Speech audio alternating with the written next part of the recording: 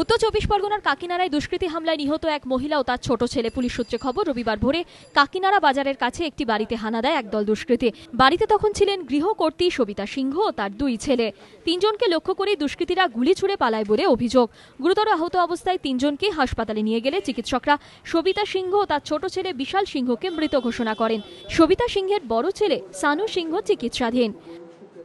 গুলি করে মানে একজন মহিলা আছেন, মানে ওনার নাম সবিতা সিং, আর ওনার দুটো ছেলে আছে। একটা ছোট ছেলেটা মারা গেছে, আর মহিলাটাও মারা গেছে। একটা ছেলে বেঁচে আছে, আরজিকেলে ট্রান্সফার করেছে। জগদ্দল থানার পুলিশ তদন্ত শুরু করেছে, যদিও স্থানীয় তৃণমূল বিধায়ক অর্জুন সিংহ আবার পুলিশের তদন্ত নিয়ে প্রশ্ন তুলেছেন। ইন্ডাস্ট্রিয়াল বেল্টে ক্রাইম আগেও ছিল, এখনো আছে। যত তৎপর কিছু ভালো আরো অফিসার এখানে আসা দরকার আছে, ওই ধরনের কিছু অফিসার এখানে দরকার আছে। পুলিশ সূত্রে খবর, সবিতা সিংহর ভাই ওই এলাকার কুখ্যাত দুষ্কৃতী।